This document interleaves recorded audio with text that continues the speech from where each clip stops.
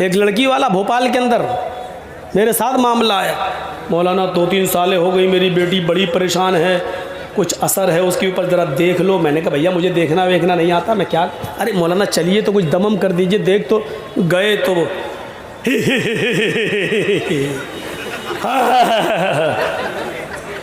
मैंने कहा यार ये तो बड़ी आंखें फाड़ रही है, कहीं कच्चा ना चबा जाए।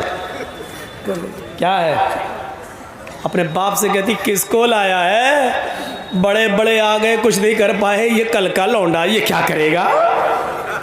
मैंने कहा यार ये तो अभी सुना रही है उल्टी सीधी। मैंने भी एक अंधेरे में तीर मारा, मालूम तो था नहीं लेकिन अंधेरे में तीर मारा। मैंने कहा यहाँ अपनी कमज़ोरी साबित मत करो। मैंने लड़की के बाप से कहा, अरे कहाँ यार पागल बनाने चले आए हो, इसको कुछ हुआ भी है। क्या बात कर रहे हो, 3-4 साल से मैं परेशान हूँ, लाखों रुपये इलाज में चला गया। मैंने कहा ये तो बेवकूफ़ बना रही, इसको कुछ हुआ ही नहीं है। कहते क्या बात कर रहे हो। मैंने कहा सुनो, उसके कान में मैंने कहा लड़की के बाप से, तुम्हारी बेटी जिस लड़के से शादी करना चाहती है तुम्हें एतराज़ है। क्या बात कर रहे हो। मैंने कहा वो स्कूल में जाती थी, किसी लड़के से प्यार कर बैठी है। ये सब मैं ऐसे ही कह रहा हूँ, मुझे खुद नहीं मालूम, अंधेरे में तीर चला रहा हूँ मैं।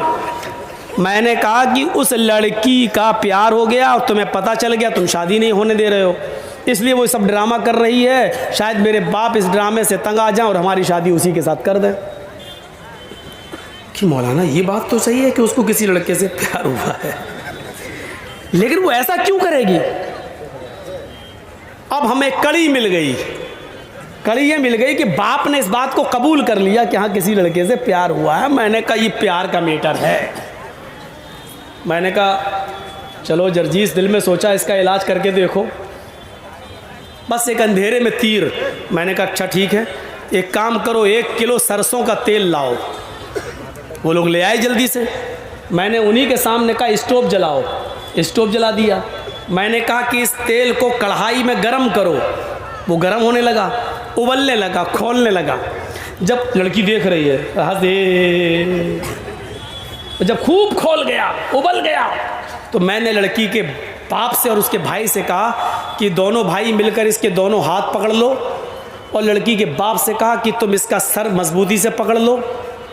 बोले क्या करोगे। मैंने कहा मैं बताता हूँ। मैंने कटोरी में ऐसे तेल लिया और मैंने आगे बढ़ा, खोलता हुआ तेल। कहने लगे क्या करोगे। मैंने कहा वो इस लड़की के कान में मैं डालूंगा ये तेल। बोले क्यों। मैंने कहा जो शैतान इसके अंदर घुसा हुआ है वो कान और आंख के रास्ते से अभी निकल के भागता, तुम देखिएगा। मैं इस लड़की के कान में डालता हूँ ये तेल, खोलता हूँ, पकड़ो कस के। जैसे हम लेके आगे बढ़े, हमने कहा पकड़ो पकड़ो।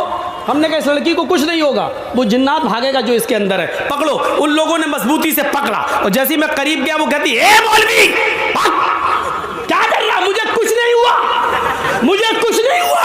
अबे मेरे कान फाड़ेगा, मेरे पर्दे फाड़ेगा, अरे मुझे कुछ नहीं हुआ। मैंने कहा देखो ये तो कह रही कुछ नहीं हुआ।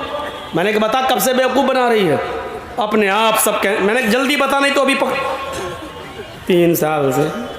क्यों, हमारी शादी नहीं होने दे रहे हैं वहाँ। हमने देखा 3 साल से ड्रामा कर रही है, 3 साल से।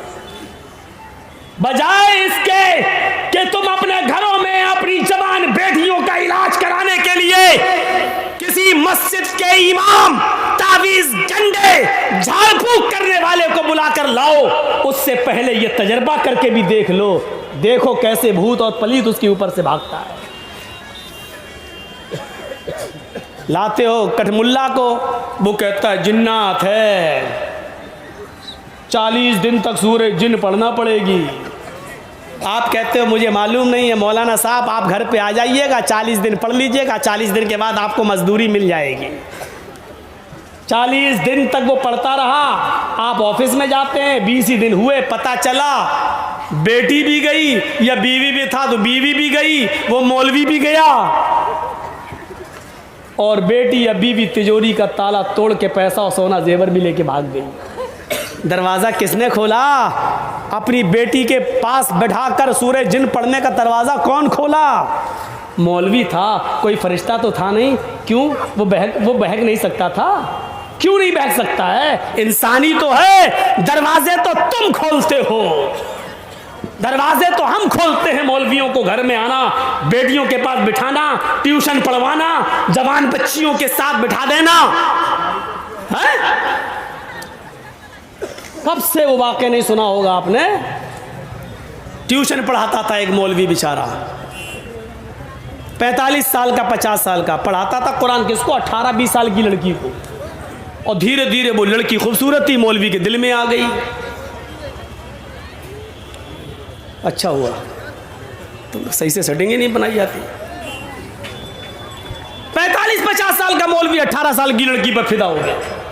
अब वो डायरेक्ट कैसे कह दे कि मौलाना बेटी बेटी बेटी कह के पढ़ाता था, कैसे कह दे कि हमें तुमसे प्यार है? उसने वजीफा करा, सिफली अमल करा और खाने पीने की किसी चीज़ पर फूंकता रहा 11 दिन तक, फू फू फू फू सिफली अमल। और गया और कहने लगा, बेटी तुम बहुत खूबसूरत हो, तुम पर किसी की नज़र न लगे, इसलिए मैं ये चीज़ पढ़ के लाया हूँ, इसको तुम खा लेना। और वो था जो खा ले तो वो दीवानी हो जाए। सिफली अमल, गंदा अमल, जादू टोना। उस लड़की ने कहा ठीक है मौलाना साहब, हम बाद में खा लेंगे। उसने कहा बेटी खा ज़रूर लेना। कहा ठीक है। उसने उठाकर रख दिया एक ताक में, भूल गई, नहीं खा पाई, सो गई। रात में हवा चली, वो नीचे गिर गई खाने की चीज़।